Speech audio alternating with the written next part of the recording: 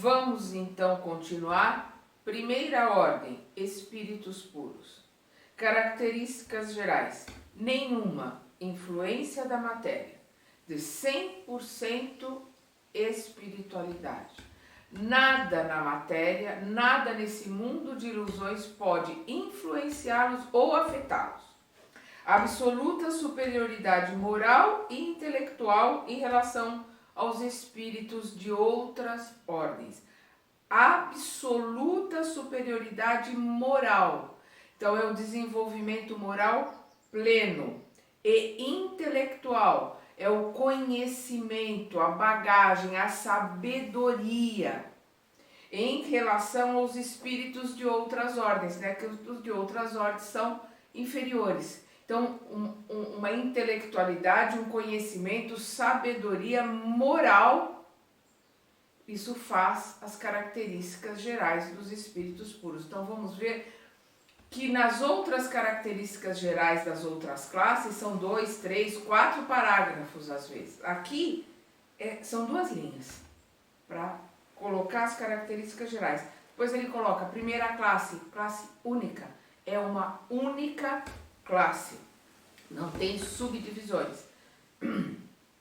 Os espíritos dessa classe percorreram todos os graus da escala e se livraram de todas as impurezas da matéria. Passaram por todos os degraus, passaram por toda a escala, né? Quando a gente fala de matizes, por todos os nuances, né? E se livraram de todas as impurezas da matéria. Todas. Se limparam, se livraram de tudo. Não necessitam mais ficar no vigiar e orar porque não tem o que vigiar. Não existe a dualidade do bem e do mal. Ou seja, do nosso inconsciente, com as escolhas erradas que nós já fizemos, dos preconceitos, das ideias, né, que nós trazemos conosco, e o aprendizado novo. Não, eles já se limparam, já atingiram, já aprenderam tudo que tinha para aprender aqui nesse estágio. Já se limparam de todas as impurezas. Nada os afeta. Não existe dualidade, é o uno. É espírito único, uno, luz, energia pura. É isso que eles estão colocando.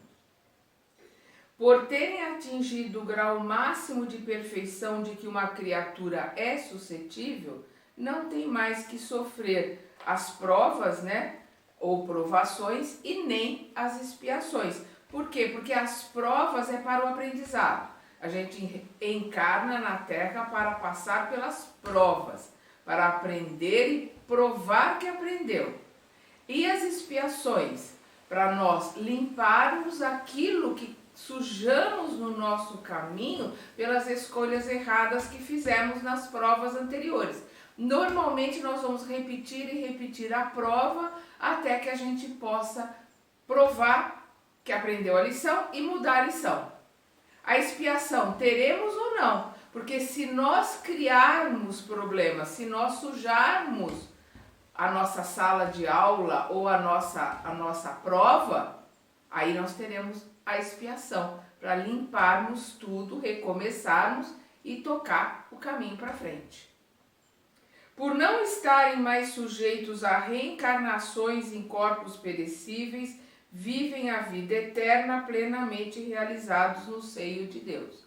Não estão sujeitos a reencarnações. Por quê? Porque não tem mais o que aprender aqui neste planeta. Eles vão aprender em outros planetas? Acredito que sim. Vamos ver mais para frente aqui quando eles colocarem acerca, né, dos espíritos mais elevados.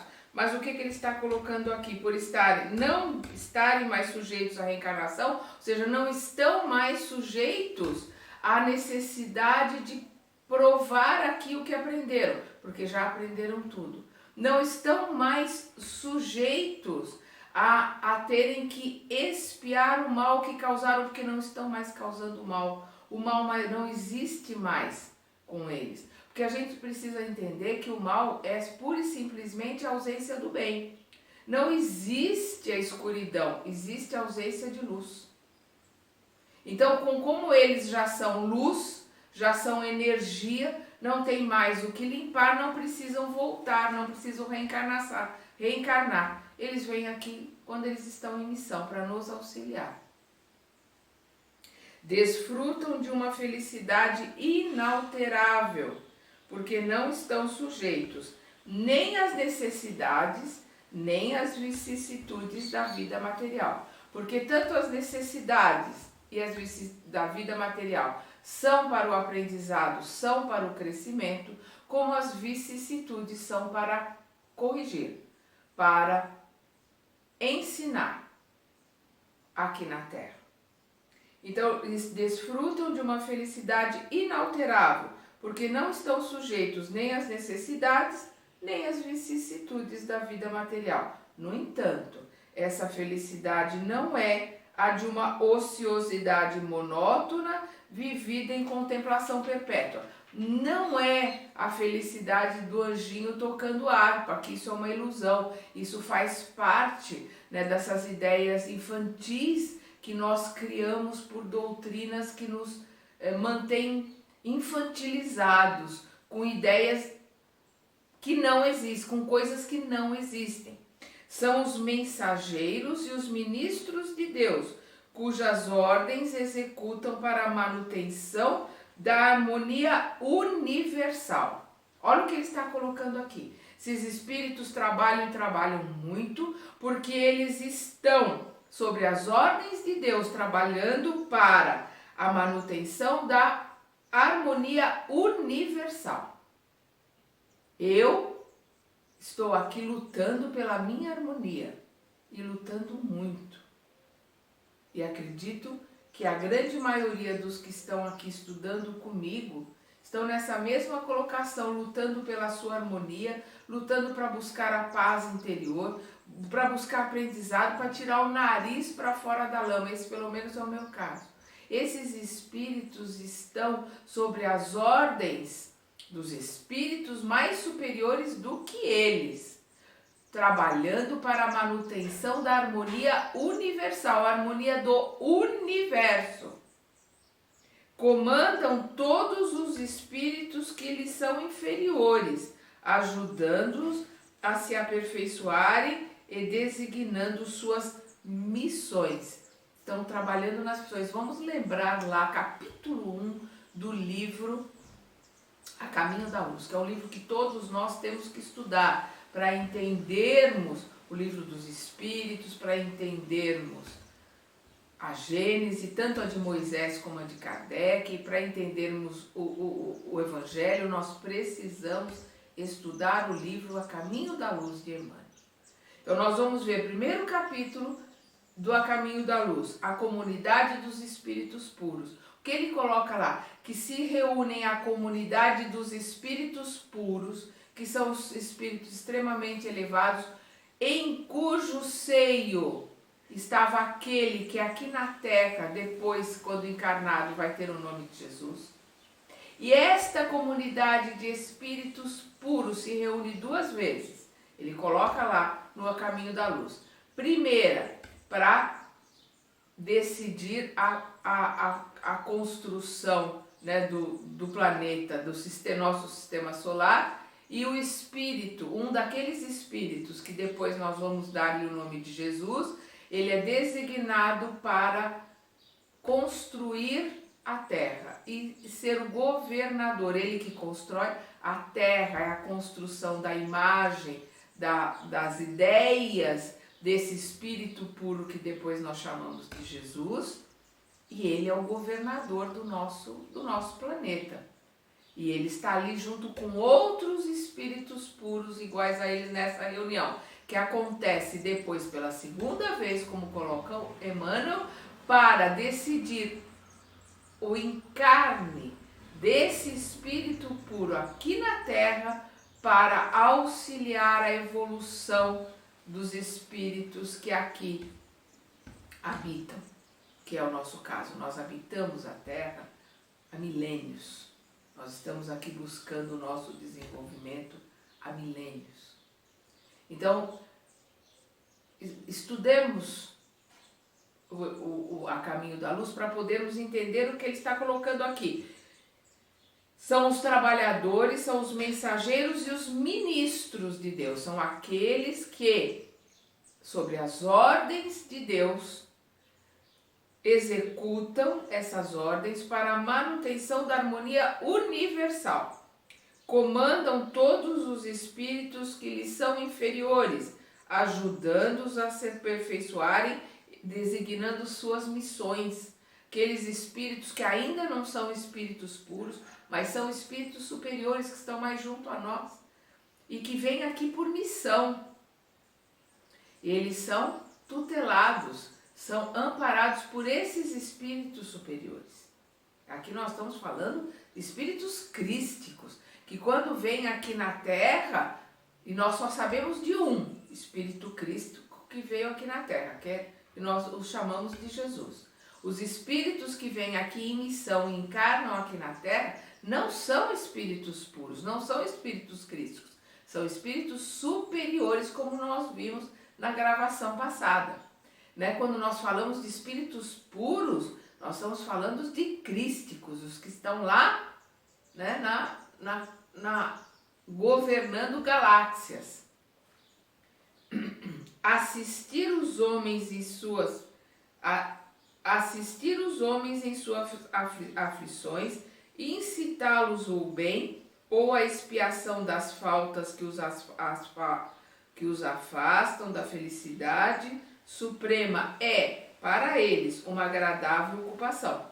Então, eles, através dos seus subordinados, que são os espíritos superiores, que vêm aqui em missão, eles ajudam a nós, aos homens em suas aflições, ajudam para que a gente caminhe ao bem e nos ajudam a aprender com a expiação das nossas faltas, que é o que nos afasta da felicidade. Então, tudo isso, para eles, é uma agradável ocupação. Às vezes são chamados de anjos, arcanjos ou serafins. Então, são espíritos que supervisionam e que comandam os espíritos superiores que vêm aqui em missão. Os homens podem comunicar-se com esses espíritos, mas muito presunçoso seria quem pretendesse tê-los constantemente às suas ordens. Nós podemos nos comunicar com Jesus, claro que podemos, através da oração, através da oração profunda, sentida, mas são presunçosos aqueles que acham que estão em comunicação direta o tempo todo, pois nós estamos sim em comunicação por hierarquia, com espíritos que vão levando a nossa oração para os espíritos superiores, que vêm nos atender conforme o nosso merecimento. Vamos ver o começo lá do livro Entre a Terra e o Céu. Nós temos lá o capítulo da prece refletida, refratada. Então nós vamos ver uma menina de 15 anos que faz uma oração para a mãe que é desencarnada, pedindo à mãe ajuda. A mãe não tem condições, a mãe é um espírito ainda numa condição muito triste, está ali na casa obsediando a madrasta dela. Então a razão dos problemas pelo qual ela está orando é a própria mãe. Então o que acontece? Os espíritos que trabalham ali junto, o mentor dela, os espíritos que trabalham junto com a família espiritual daquela família, levam esse pedido, essa oração dela para os espíritos mais elevados, e aí eles pedem, para que o mentor que está ali junto a André Luiz venha a ver o que é possível fazer, como é que se pode atender de alguma forma auxiliar aquela irmã que está naquela oração ali tão sentida. Todas as preces são ouvidas e existe uma hierarquia conforme o merecimento para que o plano espiritual possa auxiliar ao nosso aprimoramento, ao nosso estudo, ao nosso aprendizado. E nos auxiliarem a termos resiliência, a termos mais um olhar diferente para as expiações, porque elas são causadas por nós mesmos e nós escolhemos. Nós escolhemos quais são as provas que vamos passar para provar que aprendemos. E escolhemos, né, passar por algumas expiações para irmos limpando. Nós temos essa benevolência, essa misericórdia de Deus de podermos pagar os nossos débitos em suaves prestações. Nós é que somos, digamos assim, crianças, e a gente, pela preguiça, pelo esquecimento, a gente acha que está passando por uma provação, que nós somos o espírito que mais sofre na Terra, né? A gente gosta muito de se vitimizar. E a hora que a gente olha com o espírito crítico, analítico, nós vamos ver que nós mais recebemos do que damos. E que nós temos muita ajuda, todos nós temos muita ajuda, o tempo todo. A gente que não é capaz de entender ou de ver essa ajuda, sim, de perceber essa ajuda. Porque a gente bota um escudo ali de vítima e aí a gente passa a não ter o entendimento e a visão das coisas que acontecem à nossa volta. Aí seguimos aqui, progressão dos espíritos, que é a questão 114. Os espíritos são bons ou maus por natureza, ou eles mesmos procuram melhorar-se? Que interessante, né? A gente vê aqui a pergunta de Kardec. Esta é uma pergunta, né, que nos interessa muito. Ele coloca, os espíritos colocam, são os próprios espíritos que melhoram. Melhorando, passam de uma ordem inferior a uma mais elevada. Somos nós mesmos que nos melhoramos através da vontade de melhorar, de aprender, de crescer e vamos caminhando. Aí nós vamos para a pergunta 115, que é a pergunta que mais, né, se ouve, que todo mundo fala, que está o tempo todo aí sendo repetida. Entre os espíritos, uns foram criados bons e outros maus? Os espíritos respondem, Deus criou todos os espíritos simples e ignorantes, isto é, sem conhecimento. Então nós precisamos entender o que é esse simples e o que é este ignorante. Simples no sentido científico da palavra, não no sentido que a gente conhece, né, entre o complexo, não, é simples no sentido do uno, no sentido científico, como nós vamos ver lá na frente, do átomo ao arcanjo, do simples, né, do ignorante, não no ignorante como a gente costuma usar, ele como uma coisa pejorativa, não, no sentido de ignorante, de não conhecer, de ignorar a verdade, ignorar as leis, ignorar o procedimento, o processo de crescimento. É isto. Simples no sentido do uno, não tem um monte de partes. O espírito não é composto de um monte de partes. O espírito é uno, é simples.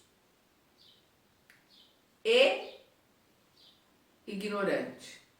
Ignora o processo para chegar até Deus, mas através das sucessivas encarnações, então ele encarna para aprender. Então vamos lembrar que até chegar ao processo hominal, que é o encarnar e reencarnar na Terra, nós passamos pelo princípio inteligente. Nós vamos caminhando pelo princípio inteligente até a gente ter livre-arbítrio. Por quê? Nós vamos ter o livre-arbítrio quando nós começamos a encarnar como ser vivente, como o hominal. E mesmo assim, a partir do momento que a gente tem consciência do ser vivente, consciência dominal, ou seja, no sapiens sapiens, porque no sapiens nós ainda não temos essa consciência. Quando nós passamos a ter a consciência, que é o sapiens sapiens, nós passamos a ter livre-arbítrio. Nós passamos a ser responsabilizados pelas nossas escolhas e pelos nossos atos e, consequentemente, começamos a ter, no plano espiritual, um umbral. Por quê? Porque nós começamos a escolher com consciência. Eu sei que isso, eu botei a mão no fogo, queimou. A hora que eu queimo um igual a mim, eu tenho a consciência que eu estou gerando dor nele. Então eu estou criando a dívida.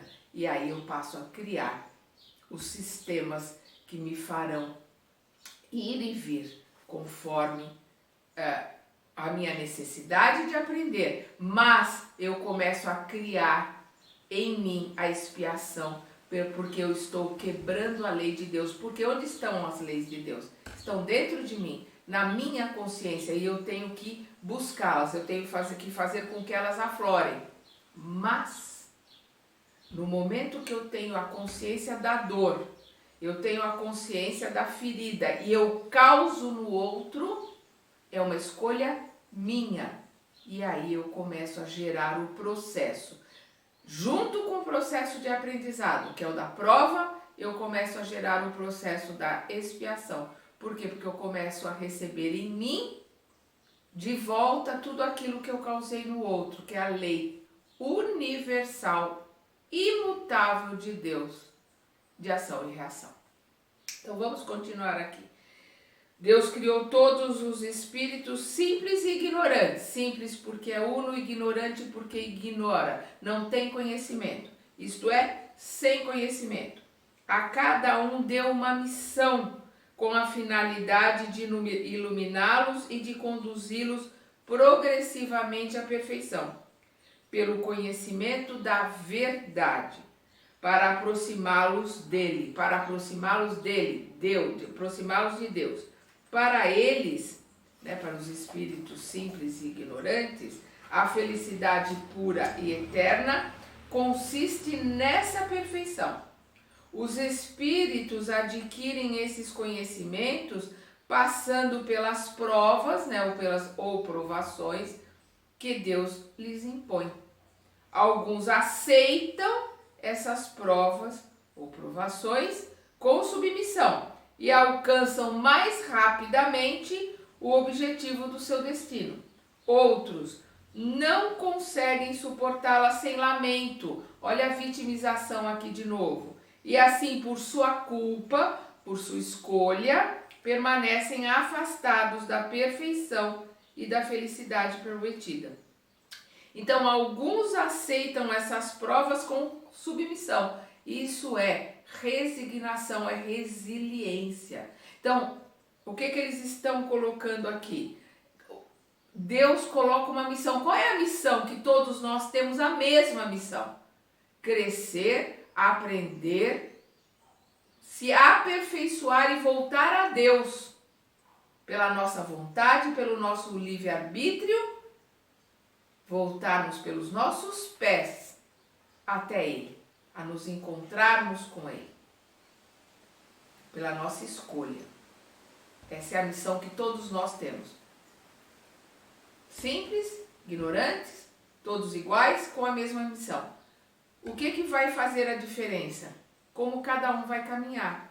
Então, aqueles que já são, por seu livre-arbítrio, pela sua escolha, resilientes, se submetem ao aprendizado, se submetem às lições e, consequentemente, passam nas provas, vão caminhar mais rápido do que aqueles que se revoltam, daqueles que querem fazer as coisas do seu jeito e aí criam o mal, porque o mal foi criado e é criado constantemente por nós. O mal é fruto nosso, somos co-criadores. O mal são filhos da nossa energia, são filhos de nós como co-criadores. O mal é a ausência do bem. A hora que a gente substitui o mal pelo bem, o mal não existe mais. Da mesma forma que a escuridão é a ausência da luz.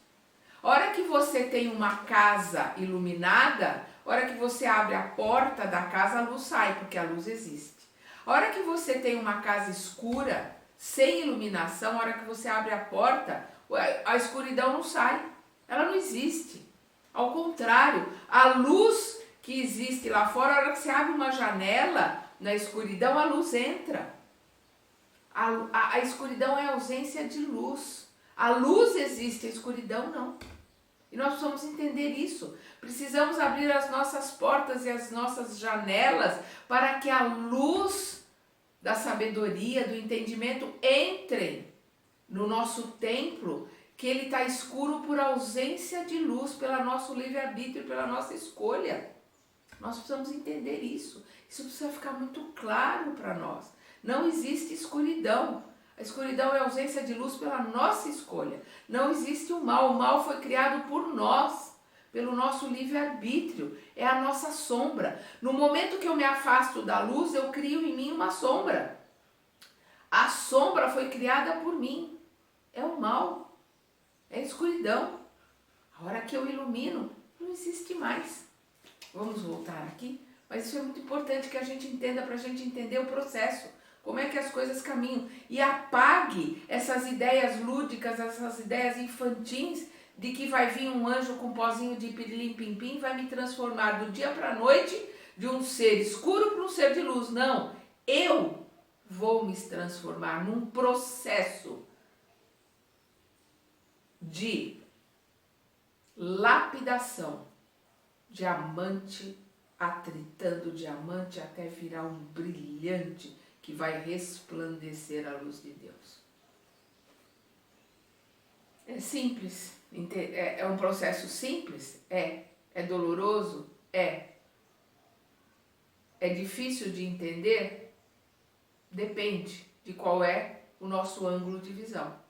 Se nós quisermos complicar, e as religiões, porque todas as religiões têm princípios fantásticos, todas as religiões têm ensinamentos fantásticos. Qual que é o problema? O problema é o homem que vai trazendo as suas ideias e querendo trazer a religião para as suas ideias. Então ele traduz do jeito que fica melhor para a sardinha vir para a brasa dele. E aí ele vai criando uma série de erros e uma série de traduções ou interpretações, é melhor isso, interpretações errôneas que vão criando obstáculos, até que ele tem uma montanha na frente que ele criou para ele mesmo. As religiões em si, na sua criação, nos seus primórdios, nas suas ideias, são fantásticas. O que o homem faz com ela é que é o problema. E é essa que é a questão. Quando a gente traz conosco essas ideias pré-concebidas de religiosidades tortas, mal interpretadas, e a gente acha que vai ter um salvador da pátria que vai mudar tudo. Não! Nós, no nosso caminhar, no nosso aprendizado, no nosso entendimento, que vamos nos mudar. E nos mudando, nós mudamos o nosso entorno e nós caminhamos em grupo. Aí nós vamos, de uma certa forma, ajudando aqueles que estão no nosso grupo a se mudarem também. O grupo muda e aí a coisa vai num processo. E nós precisamos entender esse processo. Caminha em grupo. Caminha de dentro para fora. Nunca de fora para dentro.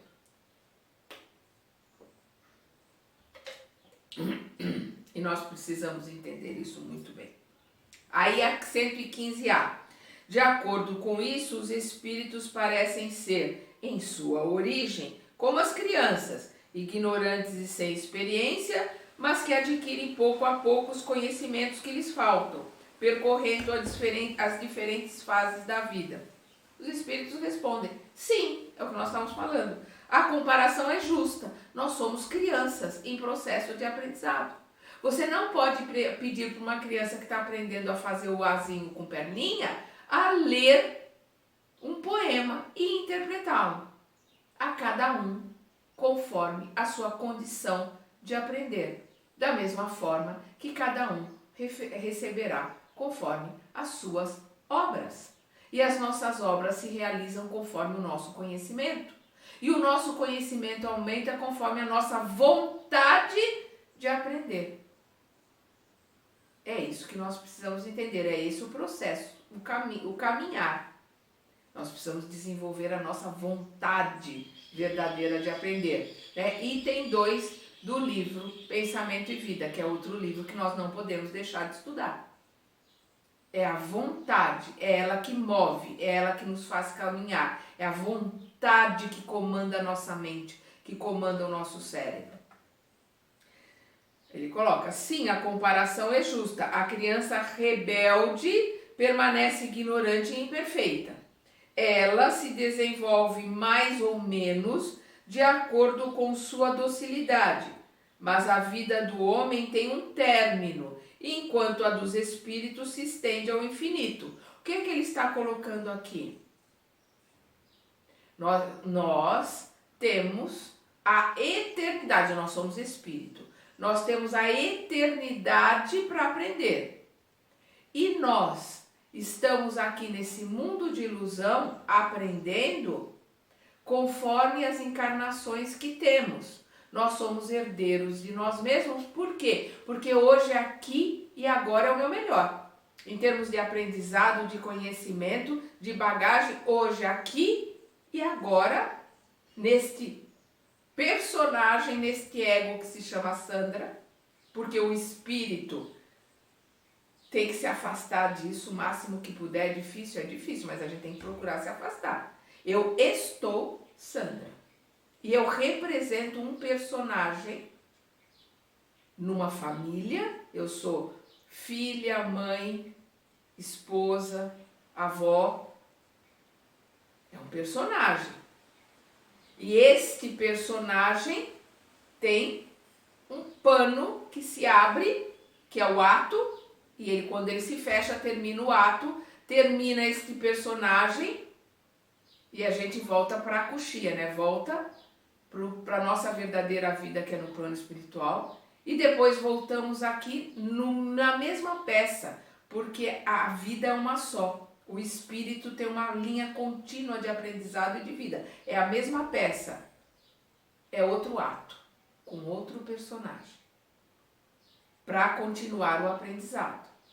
Então, o que ele coloca aqui? A criança rebelde permanece ignorante e imperfeita. O que nós somos? A grande maioria de nós, crianças rebeldes.